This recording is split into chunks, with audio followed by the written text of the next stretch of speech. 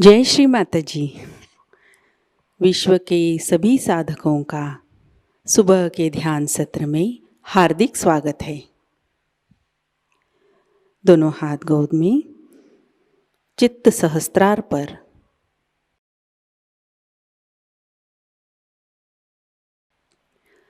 कुंडलिनी चढ़ाकर बंधन लेते हैं।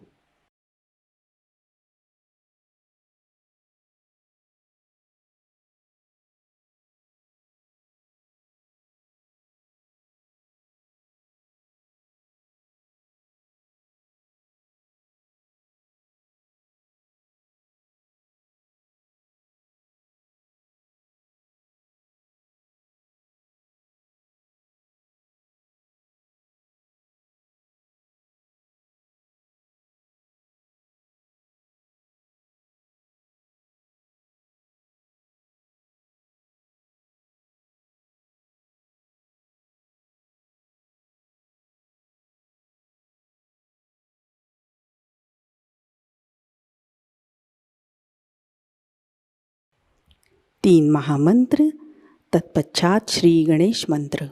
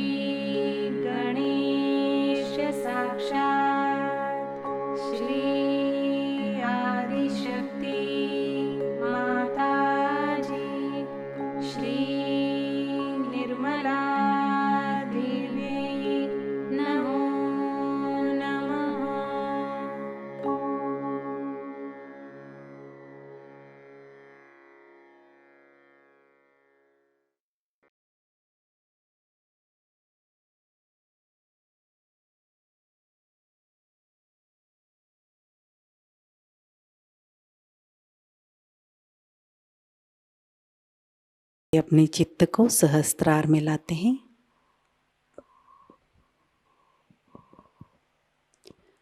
परम पूज्य श्री माताजी,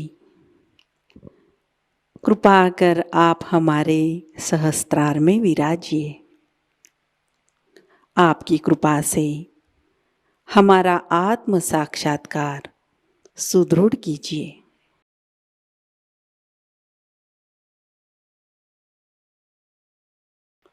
कुछ क्षण ध्यान अवस्था में बैठते हैं।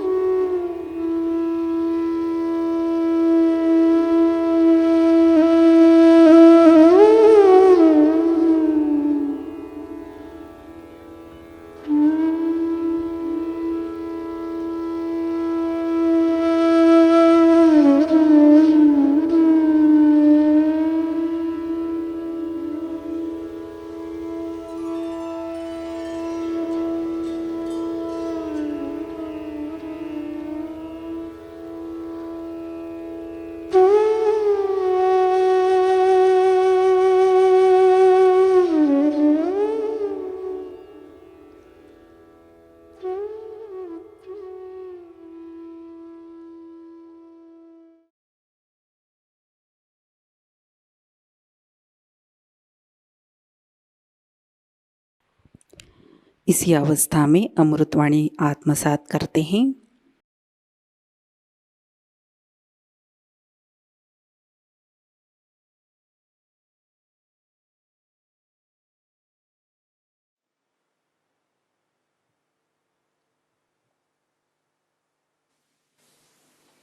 Today we have decided to worship the Yogeshwara. I think that is the greatest name of Shri Krishna for us. That means he is the Ishvara of yoga. Yoga means the union, as you know, with the divine. But also yoga has another meaning which means yukti. In English language, to translate it properly not possible. We can call it as yukti means the trick. The trick. But trick is always connected with something funny and bad. But this yukti means the technique. The technique is mechanical. So I couldn't find any proper word for yukti. But one can say it is the to know the technique and the trick of the technique is also another meaning of yoga, yukti. So even if you are connected, if you do not know the trick of the union, then it is useless. It is of no avail. So, what one has to learn after getting realization, not only the technique, but the trick of the technique. At Krishna's level, when we reach, it is an incarnation after Sri Rama's.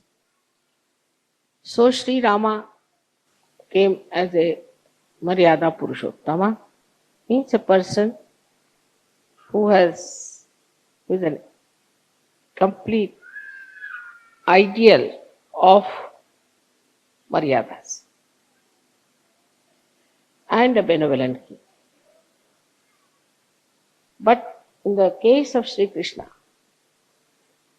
it was a different phase because people had become extremely serious, very disciplined, and were leading a life which was, we can say, over dharmic. And this had put the people at a level fixed, and they thought that if you are doing all these things every day, then it's all right, we have reached at last. So Sri Krishna had to come. Himself, Sri Vishnu, came as Sri Krishna to tell us about the ascent, and that all this just a play.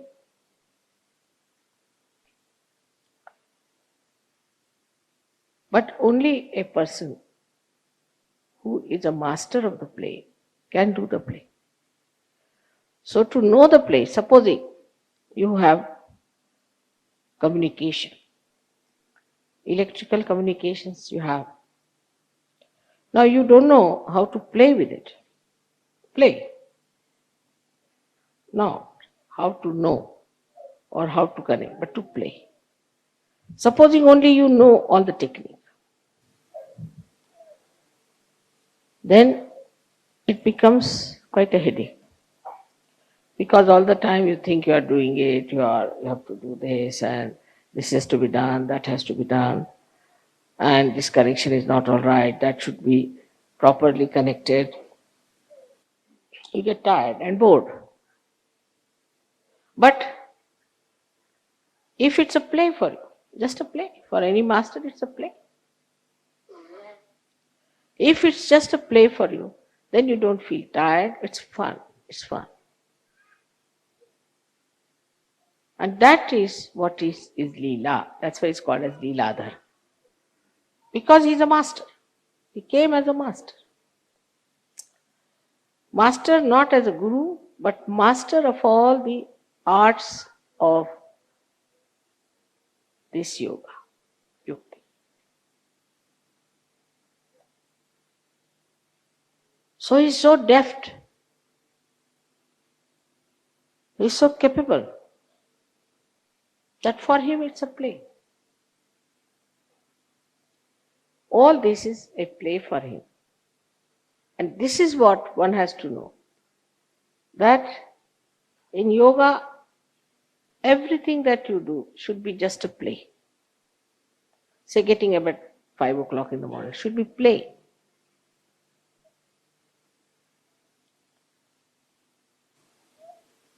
In the morning you get up, say it's not yet, the sun has not come to suggest what you have to do, and the moon has departed. And in that twilight or a little darkness you get up. It's very beautiful. And that time you sit down for your dhyan. But it's not a serious thing. It's not something that is boring. It's a play. But for that you have to be a master. If you are the master of yoga, then it's a play. So the first Sri Rama state has to be there, where you become really Vishwa Nirmala Dharmi, so that it becomes your play.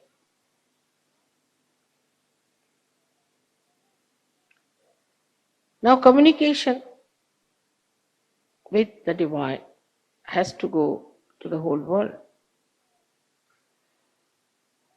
Whole world has to get this communication that you have received. For this part, Sri Krishna arranged something in his lifetime in a very simple way as a child. Very childish, it looks very childlike. Like when the gopis were taking their bath, he hid their clothes. Indian women are never fully nude, never. Hid their saris and all that. And you could see their back. This little boy. What is for a little boy? He's sitting on a tree and he's trying to raise their kundalini. They are coming out of the river Jamuna, which is being vibrated by Radha. Already there are vibrations raising their kundalini. Then they are taking the water and he breaks their pitchers from the back, which has also got vibrated water. So the vibrated water falls on the back of these ladies and he tries to awaken their kundalini. See the play of a child. How he tried to play in his childhood, just like a child. And then he shows later on his childlike expertise in dealing with politics, with dealing with people, with communication and everything. And his power was Radha. Radha. Ram is energy, Dham is the one which sustains. Radha. So the Dharayati sa dharma, as they say, in the same way, Radha, the one who sustains the energy. So the first quality that he got from her is she is Ahladadai. There's no word, I couldn't find any word in English for Ahlad. Ahlad is when you suddenly see something nice, joy starts. Just very happy. But there are very few words in English, as you know, for translation, for joy or the most happiness. But Ahlad is a kind of a joy which, as you see, get the fresh air. And how you feel. That is Ahlad. So she's Ahladadaini. She's the one who's the giver of Ahlada. And so, with her powers, he could work out this Ahlad to all the people with whom he was connected. So all the Gop and Gopis who were with him had to do Ras. Ra is energy, Sa means with. To dance with the energy, that is Radhaji. He used to just play the flute and she used to dance. The energy used to pass through her hands to all the other people and the Kundalini would be awakened. So this was another play that year. So in the play only he raised the Kundalini. But in modern times it's very difficult. It's not easy to raise Kundalinis in modern times that way. I mean, nobody will understand also. So in modern times, when Sahajayoga is not just raising the Kundalini, but giving the complete knowledge about Sahajayoga and also empowering the person with the power to give others realization, it was a tremendous task. And that's why we had to find out these methods by which we could give realization to people. In those days, Kundalini were awakened, but it was not that Sahasrara was broken. So Kundalini must be somewhere hanging in the Agya, maybe at heart, maybe somewhere. And such people became the seekers. And that's how we find today people are here as Sahajogis whose Sahasraras are open and they know all the yukti of Sahaja. But there are subtler and subtler yuktis of Sahaja, which you have to master. The first is that his character was madhurya, meaning the sweetness. Sweetness. He always says, sweet like honey. So when he talked to anyone or he communicated with anyone, it was through sweetness. And this communication, if you have not developed, then you are nowhere near yoga. To talk to someone sweetly, automatically, everything is madhurya for him. His talking, his actions, his face, everything is madhurya. So when we talk of communications, first of all, the greatest thing is the communication between human beings. And when we have to think of the communication with the human beings, many people think that by aggression you will communicate better, which is not true. I mean, if somebody wants to get something out of someone, say, so you go there and just talk. I have to have, how can I do it? This, that. As it is, it's no. But if you are sweet and start talking sweetly, then 99% will definitely dissolve. So to dissolve people with sweetness, how to do it, that trick one has to learn.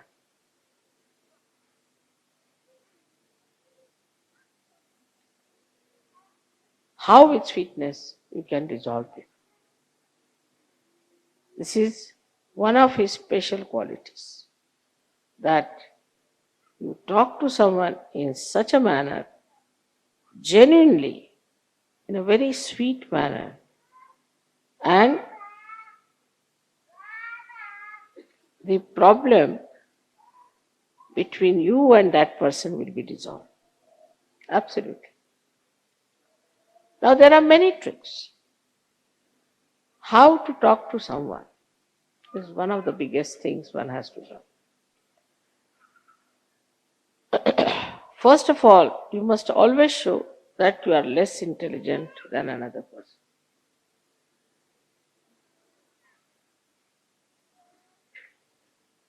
Like I'm talking to scientists, I will say, I'm sorry, I don't know any science, no good for scientists. So they feel, oh, very good.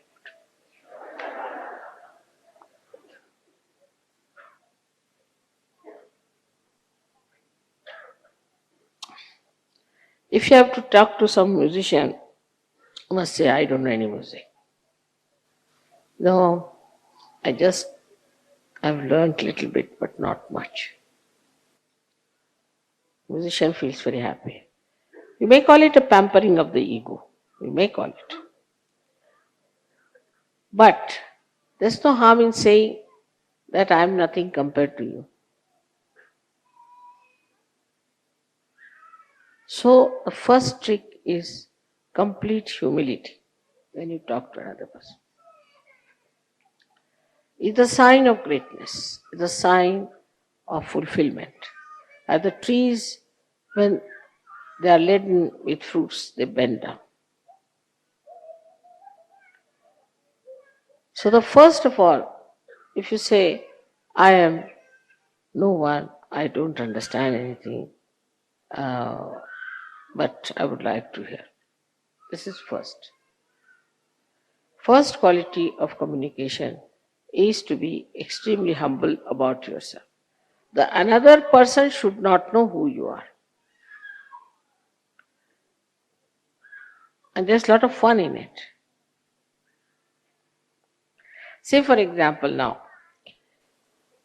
I can say about myself that my husband was very highly placed in India.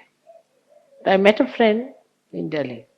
She was studying with me in school and in college. And she asked me, where do you live? I told her in Meenabad, which was just a useless small little place meant for very ordinary officers because they had not allotted us any house or anything. So temporarily we were there. She said, what is your husband doing? I said, he's some government servant. I didn't tell her. He came down. So he just looked at me, smiled. He said, do you know him? I said, he's my husband. She was shocked. He's your husband? Oh my God. Why didn't you tell me? Immediately the whole thing changed. And she felt so ashamed of herself. She had started looking down upon me that I'm married to some clerk or someone.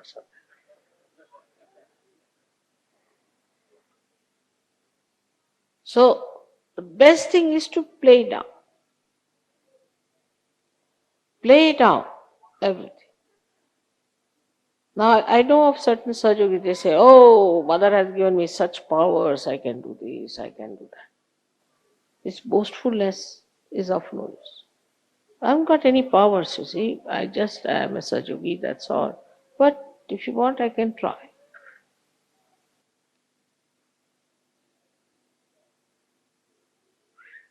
So is to play down as much as you can. Practice this at home. First practice and then do it. So that is one of the greatest qualities of communication with others. Second thing, I think in the whole of Gita, if you read it, this one very important thing is krodhat pijayati samoha.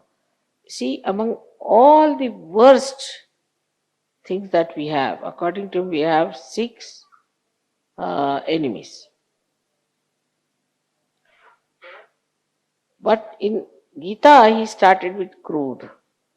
He said, starts with krodha, with anger. If you have anger within you, then you are not a master at all. There's no need for a master to get angry because he can play about. He can make you dance like this. What is the need to lose your temper? But that mastery, if you don't have of handling people, then after 5-6 minutes of talk, your voice starts raising and something starts barking. Because that temper is still inside you burning. But for a master, there should be no temper. No need. He has started with krodha, that with the krodha all problems start. From one to another to another to another. So we should watch out if we are angry people. Anger comes from Vishuddhi. Starts from liver, Vishnu. but expressed through Vishuddhi. Face becomes red, eyes become red. From the mouth, you start saying all kinds of horrible things, and the whole expression becomes so different when you are angry. So this anger is to be seen. Where is it? Within us, where is it, this anger? Liver? All right, I'll put it right. So to master it, you have to face yourself clearly. Many people have seen, people say, Mother, this lady is such a hot-tempered woman, she's so dominating. She does this, she does that. But if you tell her, so, no, I don't do that way. No, I'm very good. But how others are saying that, I don't know, but I'm very good. Finished. If somebody is saying that, then you watch yourself. Do you get into tempers or not? Are you losing your temper? It's very easy to make it out. Then face.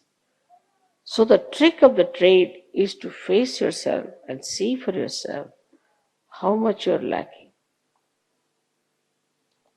So first is humility, which should be genuine. And secondly is equanimity. No temper. There is no need to take to temper. At the most you can say, hey, what are you doing? Why are you doing that way? Now if you do something, maybe something I might say which I do not like, so I don't want to say like that. At the most, up to that point is all right, that you should say that I dislike. But not to go further with it. If you just stop at a point, then this habit of getting into temper will go away. This arrogance will go, which has to go. This arrogance has to go, this temper has to go, and then you will be surprised, you will feel very much relief. Because this anger, once it comes in, reacts and catches your left Vishuddhi, and you become guilty. You feel very bad. Why I said so? I should not have said. So Vishuddhi is finished. Left Vishuddhi means it's a headache. It goes on accumulating like a storehouse there, all your anger, temper, whatever you have. And this left Vishuddhi catches. And you know the problems of left Vishuddhi. So if you get angry with someone, don't feel guilty. But go before the mirror and slap yourself nicely twice. Now you get angry with yourself. Let me get angry. Then stand before the mirror. Shoot, like that. In the same manner as you get angry, try to act. So you never feel guilty. Or maybe more angry would be better. So you empty out your left Vishuddhi. Next time you won't do it. But feeling guilty means you'll again repeat the same thing. So this temper is expressed by men differently and women by differently. And I'm very much worried about the women sometimes because they take to water power. Then I'm lost. But those who have ego too much cry much more. That's the sign.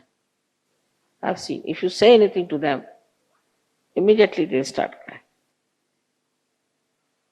Because already the left Vishuddhi is there full, like a full balloon. And you touch them, it becomes water. But men, their temper is different style, as you know very well. That when they get angry, they might fight with each other, box everyone, and then settle down nicely and have something to drink. Let us have it out, you see, they'll say. Take out. But women don't. They keep it there. And once they keep it, then it becomes tears. It starts coming down. So these are just tears out of joy, happiness, that's different. Or out of feelings for others. But it's not that. But it's tears just to impress another person that you are very sad or something.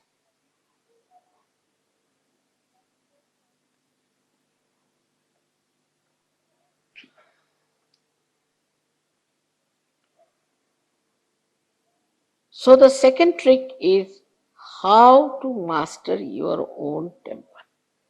And the third one is how to master the temper of others. That's even better. I don't know if I've told you the trick of Gagangad Maharaj when I went to him. He is a very hot-tempered Avdhuta sitting on a thing, and he's lost his legs because he was feeling hot. He was sitting in the water all the time, so his feet are useless, and he goes on a tiger. They say, I never saw the tiger, but he knows about me and all that. And he told everyone about me, so I went to see him. And he's supposed to control the rain. So it was quite a steep climb for about 1.5 hours. And as soon as I stepped in, it started raining heavily throughout. And he couldn't stop it. So he felt very challenged. When I went up, he was sitting on his own stone outside the cave, with anger. He didn't know what to do. I looked at him. Then I walked into his cave and sat down nicely. Then he came. They brought him. He said, touched my feet, everything he did, and then he said, you tell me now, why did you not allow me to stop the water? You got completely drenched. I'm very angry with this rain. I know. But why did you do that? Is it to control my ego? I said, no, not at all. I never knew you had ego or anything. Then why? So, because I'm a master, as you know. I said, you see, you are a sannyasi and you bought a sari for me. That too of an orange color. And I would not take the orange color sari from you. Any sari I wouldn't take because you're a sannyasi. But I had to get drenched to get the sari, isn't it? Immediately. But I had to be the master.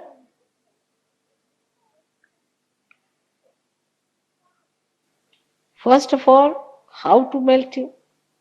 And secondly, the master of his mind. This is the subtler part. You can be master of a person. Like that, you can know what he has done for you, what he has prepared for you, what is coming for you. I wouldn't say that you know all the future, but if you try just to know about a person, you can know everything about that person. Very simple. So first try to understand a person. My father had lots of tricks with him, I know. And very humorous person. And one day my brother told me, Baba Mama, that he has a friend who sings very well. So I asked my father, how does he sing? Oh, he's very courageous, he said. I said, why? He sings whether he knows or not. That's the trouble. What an exact description he gave me of this gentleman. He's very courageous, he said. He doesn't know, but he sings. Quite all right. So very courageous. I mean, he didn't say anything against him. He said he's courageous. But he gave me the complete picture of the gentleman that you have to be careful. You see, he might start singing in a funny way, you shouldn't laugh, and all that came in that courageous word. In the same way, if you study someone, you see, then you will just describe that person in an interesting way. And you will not feel that this person has these bad habits or that bad habits, or this is wrong with him, that is wrong. But you will describe as part of that person. Is a way of knowing a person in totality with all his defects, with all his qualities, with everything, and accepting that person as is. If that mastery you can have, now how will you have? If your attention is not on his qualities, you will only know his bad things. And if you know his qualities, then bad things will be there a little bit, but they'll just be adding little masala to his character. You'll feel, that's it. He is but little bit like that. Little additional swaras added to his character. And you wouldn't mind it so much, such a person. You really enjoy. Like my son-in-law is very fond of dogs. And his wife says, no dog in the house, it's a flat. So there's a fight between them for the dog. So Prabhat said, you never meet me. I said, this is not proper. But next time I have decided to be a dog. Immediately he took the point. See, so the way you talk to a person, you can suggest to him what is so special about that person or the defects of that person. But you need not say directly something to him. If you say indirectly, in such a humorous manner, that the person will understand. So, in communication with others, you have to be a very humorous person. But mostly I've seen people have humor. If somebody cannot walk straight, if a physical problem is there, they'll laugh. If he has not properly made his hair, then they will laugh. On some sort of very superficial thing, they laugh. This is not humorous. This is some sort of a criticism in laughter. Or some people have a humor like this, that they say sarcastic things. That's no good. You see one word, somebody sarcastic, you think you're very brilliant. But you are lost forever for that person. That person will remember, he said such and such things to me. So sarcasm is against you completely, against such. If you have to say something, say it in such a manner that it doesn't hurt the person. And the person enjoys that subtle humor and understands also that this is the problem with me. Now, humorous way is, say, if I have to tell something to you, I do not tell you directly, you are like this, you are like that. But I'll say there was one, crow which came to my house. And like that, I can transfer all your qualities to that crow and describe to you and say that this crow did like this and did that. Immediately you start thinking, is it about me, mother was saying, or about the crow? So transfer it to somebody else. Transfer it to somebody else. That's the best way. For example, if you want to say that all the names of the people who are coming to the puja should be there at right time. So now this time Americans, alright. Americans have sent the word. They have not. Have sent the word that all the names should be there. No harm telling such lies. No harm. So that people will not put it on you, they will not be angry with you. At the most, they will be angry with the Americans. Doesn't matter. For the time being. So, like, transfer it. And this transference is hastantar, as they call it. To transfer from one hand to another hand. Shri Krishna was an expert.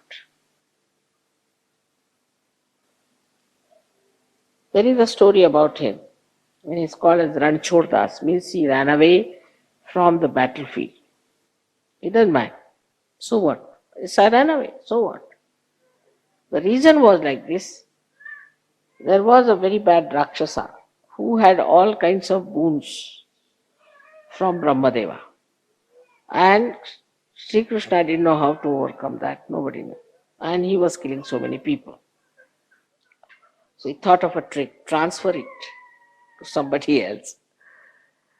He knew of another great yogi, special type, who has meditated and taken a boon from the same Brahmadeva that if I am sleeping and anybody disturbs my sleep, and if I open my eyes and look at that person should become ashes, bhasma.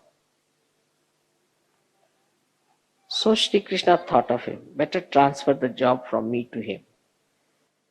So he started running away from the field.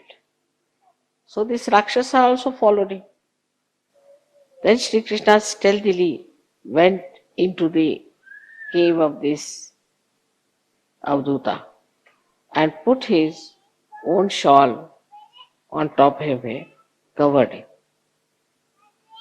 and hid himself in the cave. Now this Rakshasa came here. He thought this was Shri Krishna who was sleeping. Ah, now you are tired, you are sleeping. Now I am going to see how you can save yourself. And he started waking up. This Avduta got up and looked at him and he became Bhasma. So transfer your jobs to a more capable person who can do this better than taking upon yourself straightforward, going, all right, come along, I'll fight with you. You cannot win. It's a guerrilla warfare, as you can call it. Transfer it. And you can transfer it to somebody. You can make friends with that person, pamper his ego, do what you like. But the main point is that you should get rid of the ills, the bad, the Rakshasas. So you can transfer it to anyone. And so many tricks he played.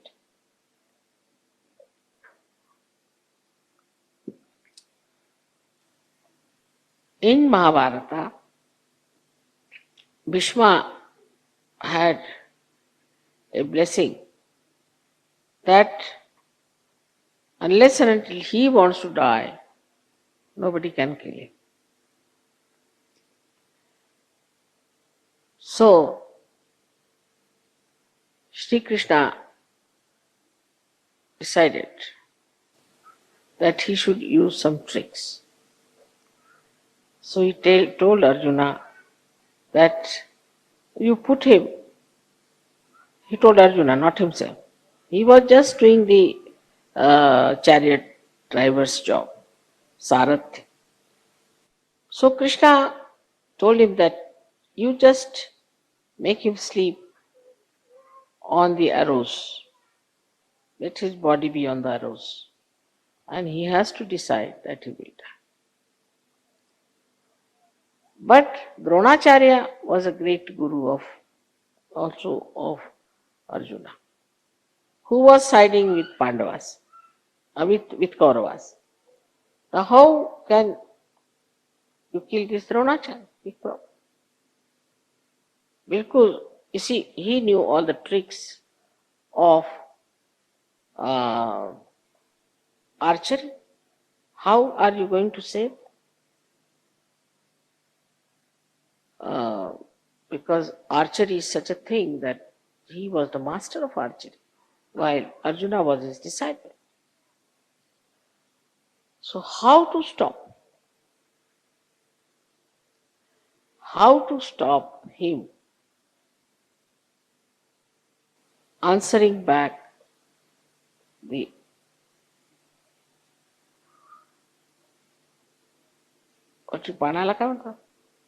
arrows of Arjuna. How to do that he doesn't answer back, because he was a master. So Krishna organized it very special. He got a shikhandi. He was a eunuch. What's an advantage of having a eunuch? Of course, it's a big story how they became shikhandi and all that, but he got him in front of Arjuna. Eunuchs in India regarded as a woman. So Dronacharya said, I cannot kill a woman. And that's how he killed Dronacharyya. So these tricks, because to get rid of ill is the main thing. How to get rid of the ill? If you are not capable, you better tell somebody else to get, because that is very important, to get rid of the evil. And if you can transfer this to somebody else who is more capable in your own humility, you'll do much better than to directly attack that person. That's tomfoolery, no use. So this was the trick of Sri Krishna. In the throughout, if you have seen Mahabharata, Sri Krishna told Arjuna that either you can have all of my army or you can have me. Same he told to the Kauravas. Kauravas said, we'll have your army. But he said, you will be my, Krishna, you will be on our side. But he said, no, I'll be just on the chariot. I'll not hold any weapon. So he is a master of tricks. He does not need any weapons with him. Without weapons also he can do everything. So Arjuna said, all right, you be my chariot driver. And he was there. Because Sri Krishna knew about each and everything, mostly used to smile. Now somebody is telling me something. Sometimes you will find I also smile, but I try to control. I don't want them to see. But I know what they are doing, what they are up to, what is their trick. Because you are such a trick master, you know all the tricks. And you know what they are playing with you. So just smile about it. Just to smile in a very sweet way. Oh, that's it. Oh, of course. What you say is true. No doubt. But by this kind of thing, you will be surprised your communications will improve very much with others. Now, some people I've seen in Sahajayoga, very common, very common. Mother, they came and told me, our leader told me that you are bhutish. What is bhutish? Another one says, but he told me you are a bhoot. Right? And somebody says, Mother, no, he told me that you have got a bhoot in you. Now what are these three categories? Tell us. Why to tell anybody you are bhutish or anything? There's no need. If you know how to correct it, just say left Swadhisthana, correct it. Take it out. Ask him if you had any guru or anything. Alright. If the person is good nature and a good person, then it's even more important. You should say nothing. You see, just a badha from outside, you'll have to take it. But a person who has got a agya and all these things, and plus that he has got this left sadhisthana, then of course you should say, we cannot help. Because you know he is cunning. What's the use of playing with that? But in Sahajayoga we forget. Anybody who comes, alright, come along, come along, come along. Everybody is not capable of such. One has to know. Not the whole world.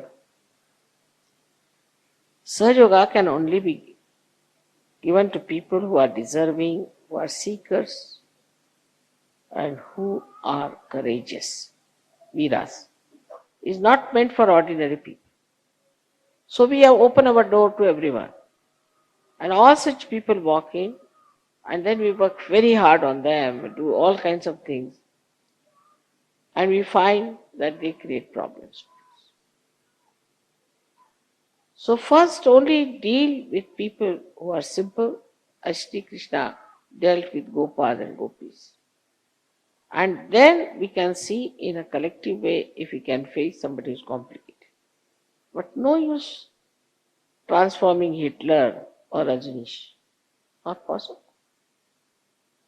So one should not try to do impossible tasks in Sahajayoga, which Sri Krishna has shown in his own character by avoiding things which he didn't want to do. No.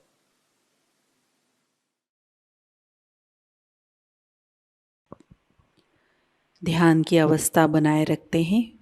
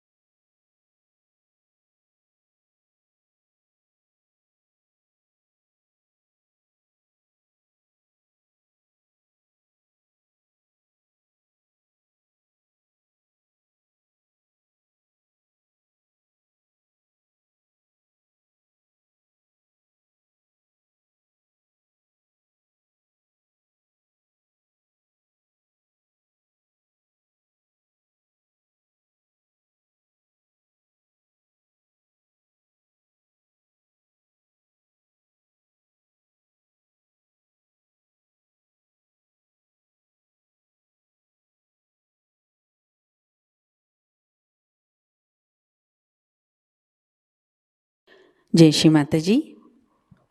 परम पूज्य श्री माँ के श्री चरणों पर हम प्रार्थना अर्पित करते हैं। परम पूज्य श्री माता जी, आज का ध्यान आपके श्री चरणों में समर्पित है। आज के अमृतवाणी में आपने जो ज्ञान हमें प्रदान किया, सामूहिकता आपकी ऋणी है। परम पूज्य श्री माता जी, आपकी कृपा में सामूहिकता को सहज कार्य करने हेतु उत्तम संतुलित माध्यम बनाइए। हमारे अंदर से निरंतर आपकी शक्तियाँ प्रवाहित होती रहे। आपकी कृपा में विश्व निर्मल धर्म प्रस्थापित हो जाए। माँ, इस ध्यान सत्र में अगर हमसे कोई गलती हुई हो, कृपा कर हम सबको क्षमा कर दीजिए। हमारी प्रार्थनाओं का स्वीकार कीजिए और हमें आशीर्वादित कीजिए। आपके श्री चरणों पर कोटि कोटि प्रणाम, अनंत कोटि प्रणाम। जय श्री माता जी। कुंडलिनी चढ़ाकर बंधन लेते हैं।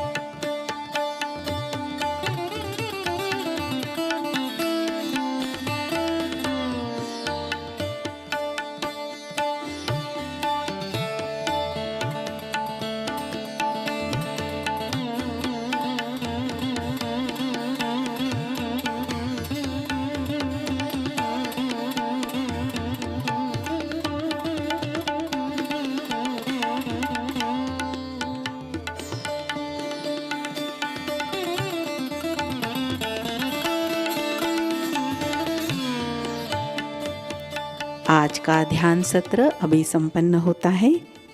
जय श्री माता जी।